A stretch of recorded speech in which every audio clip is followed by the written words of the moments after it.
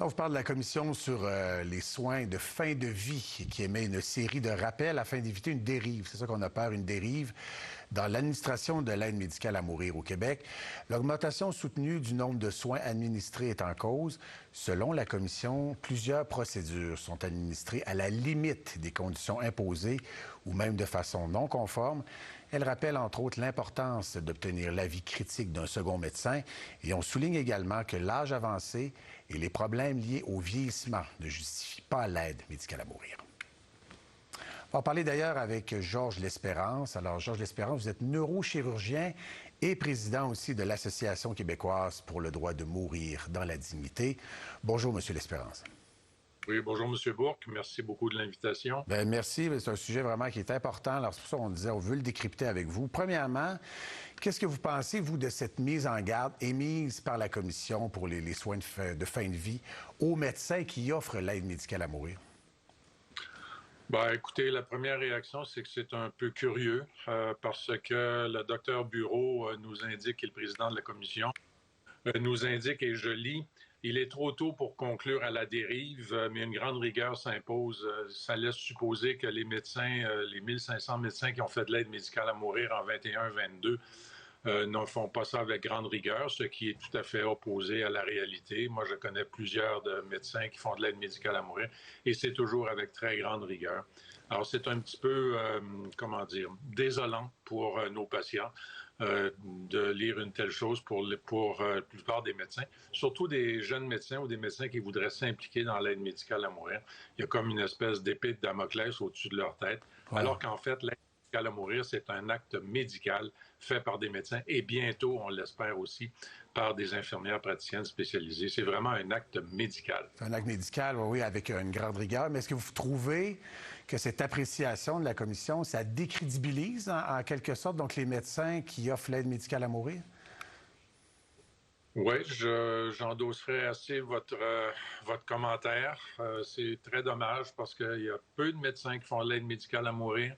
Il y a beaucoup de demandes et ça prend donc des médecins qui sont dévoués pour faire l'aide médicale à mourir, pour évaluer le patient, pour l'écouter.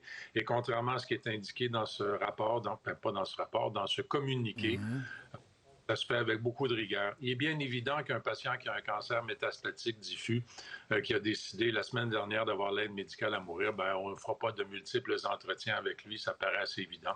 D'autres patients, par contre, ont des pathologies chroniques et tous les collègues que je connais et tous les médecins qui font de l'aide médicale à mourir le font avec très grande rigueur et voient les patients très fréquemment. Revoit les patients. Alors, évidemment, c'est très difficile de comprendre le pourquoi de cette... Ça prend plusieurs avis. Il faut leur expliquer, M. L'Espérance. Donc, l'avis d'un médecin, mais il y a un second médecin également qui va donner son avis. Là. Il y a tout un processus, Oui. là.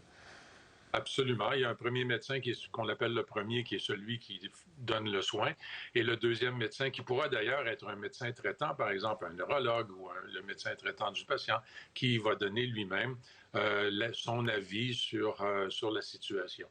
Voilà comment ça se passe. Et encore une fois, c'est très rigoureux et c'est très normalisé, si je puis dire. Ouais, cela dit, sur le terrain, est-ce qu'on voit une augmentation notable, donc du nombre de soins administrés? Le nombre de soins, oui, la Commission des soins de fin de vie nous l'indique qu'il y a effectivement une augmentation. Sur le terrain, ce qu'on peut voir, c'est que les demandes augmentent effectivement, quelles que soient les raisons. Alors, certaines demandes ne sont pas acceptables suite à un examen rigoureux. D'autres demandes le sont à l'évidence. Certaines demandes font que le patient doit être revu plus souvent. D'autres demandes, comme l'exemple évidemment extrême, là, un cancer métastatique, c'est le patient qui est hospitalisé et qui n'en peut plus. Bien évidemment, on n'a pas besoin de 22 entrevues. Là, ça paraît assez évident à sa face même. Ouais, comment se sentent les médecins sur le terrain? Vous leur parlez évidemment donc de façon assez étroite. Est-ce qu'ils se sentent intimidés par l'appel lancé par la Commission? Comment vous pensez qu'ils se sentent actuellement? Cet appel date de à peine 24 heures, je crois, à peu près. Je suis convaincu, pour connaître plusieurs de mes collègues, qu'ils vont être surtout très irrités de ce type de commentaire qui n'est basé. On ne sait pas sur quoi c'est basé, là.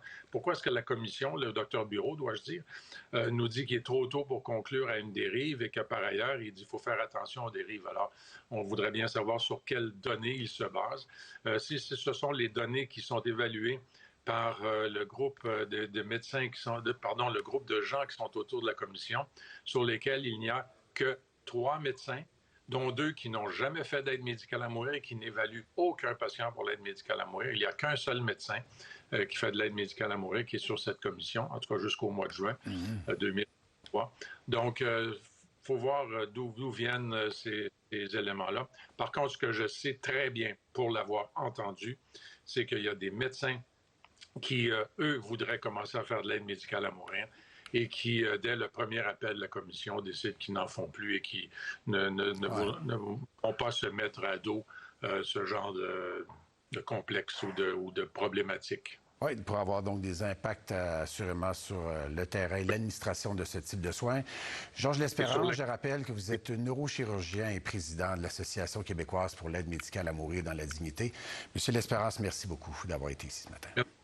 Merci, M. Bourque. Bonne journée. Au revoir.